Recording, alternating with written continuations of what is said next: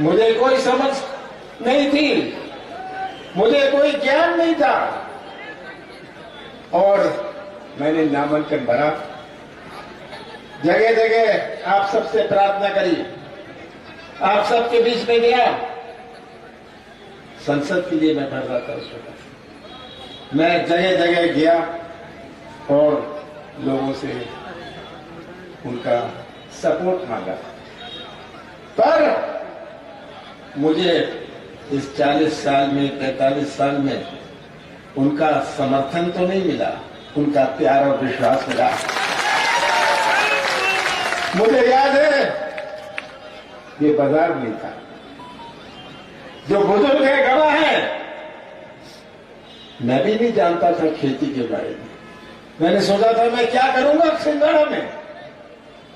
यहां 480 गांव में बिजली थी, 2000 गांव में से 2000 गांव में से 480 गांव में बिजली, तो बिजली पहुंचाओ। मुझे याद है जब मैं जीप में दौरा करता था, मेरे बदन में 1.5 किलो मिट्टी जमी रहती थी, और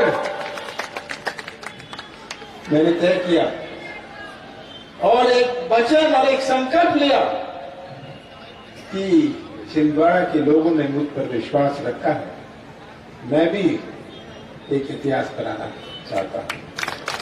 हमने शुरुआत करी। मैंने कहा हम खेती में क्या करें।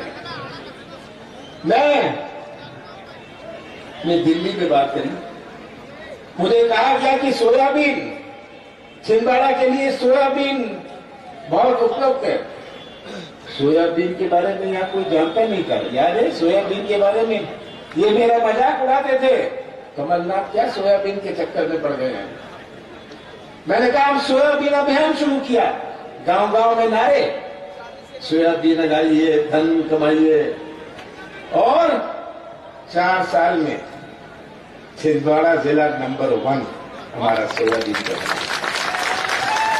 ये पहली क्रांति थी हमारे कृषि क्षेत्र में।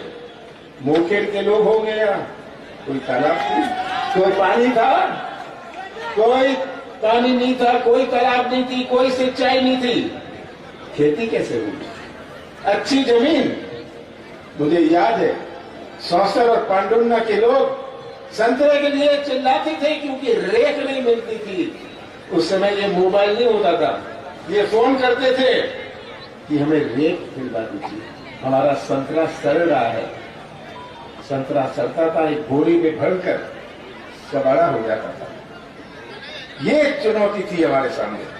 हमारे सामने चुनौती थी कि हम स्वास्थ्य सुविधा कैसे लाएं, हम सड़कें, ग्रामीण सड़कें कैसे बनाएं। मैंने सोचा नहीं था कि हम ये हाईवे बनाएंगे, कभी मैंने ये नहीं सोचा था हाईवे बनेंगे।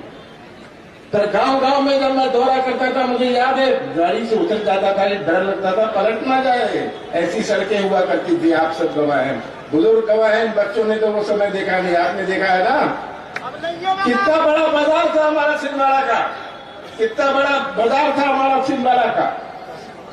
मुझे अटल कुंड याद है, 3 घंटे नीचे चलो, 3 घंटे पैदल जाओ, वहां के लोगों को दुनिया से कोई संबंध नहीं, केवल नमक के लिए बाहर आते थे।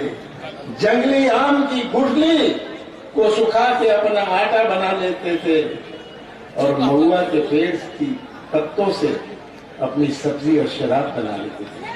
ये भी एक छिंदवाड़ा था। सीमित कपड़े पहनते थे, कभी शर्म आती थी जब ये मैं जाता था और सीमित कपड़े दिखता था। आज पतालकोट जाइएगा, वहां के बच्चे जीन्स और टी शर्ट में घूमते हैं। ये है हमारा बदला हुआ छिंदवाड़ा। ये सब गवाह आप। मैं आपको क्या समझाऊं?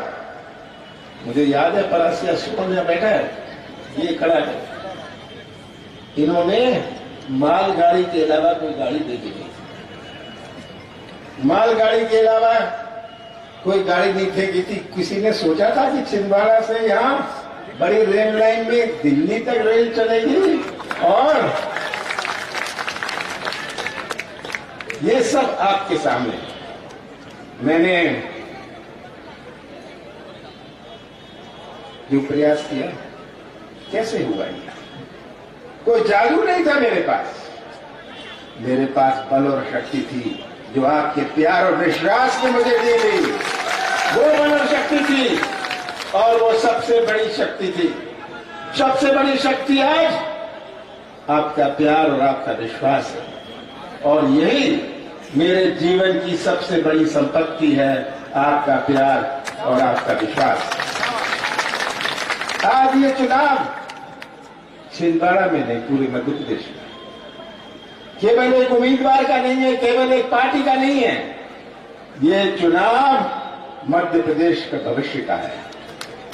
शिवराज सिंह जी ने, मैं पूछता हूं, 18 साल में आपने कहां ढकेला? भ्रष्टाचार में छिंदवाड़ा में तो डरते हैं। आप छिंदवाड़ा की तुलना मत करिए किसी और जिले से, यहां तो डरते हैं। दूसरे जिले में जाइए, कैसे खाद और बीज के लिए भटकना पड़ता है। और मध्य प्रदेश का तो हर व्यक्ति या तो भ्रष्टाचार का शिकार है या भ्रष्टाचार का गवाह है। सही बात है। ये शिवराज सिंह जी ने हमें दिया है। मैं तो शिवराज सिंह जी से पूछता हूं, शिवराज सिंह जी आपने दिया क्या? महंगाई दी, भ्रष्टाचार दिया, चौपट प्रदेश दिया, पर एक और चीज शिवराज सिंह जी ने दी, घर घर में शराब दी। ये शिवराज सिंह जी ने दी। तो आज ये सच्चाई आपके सामने है। अभी आपने निशा पांडे जी से सुनी, एक अनुसूचित जाति की महिला को कैसे प्रताड़ित किया गया। क्यों? इनका क्या दोष था कि इन्होंने गृह प्रवेश में एक कार्यक्रम रखा। आप भी रखते हैं, मैं भी रखता हूं, सब रखते हैं। तो कौन सी परेशानी थी आपको निशा पांडे जी की? ये मुझे भी नहीं थी। मैंने कहा था हम आपकी लड़ाई लड़ेंगे, और इन्होंने आवाज उठाई अन्याय के खिलाफ। ये अन्याय के, महिला के अन्याय और महिलाओं के अत्याचार की ये प्रतीक है। ये आज शिवराज सिंह जी की देन है। जगह जगह महिलाओं का अत्याचार, एक उदाहरण तो आपके सामने यहाँ है।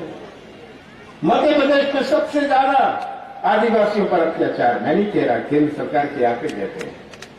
हमारे अनुसूचित जाति जनजाति पर सबसे ज्यादा अत्याचार, ये आज स्थिति है। तो आप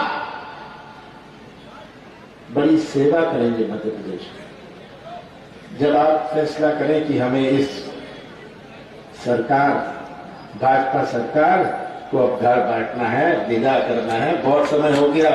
शिवराज सिंह जी ये बहुत कलाकार हैं।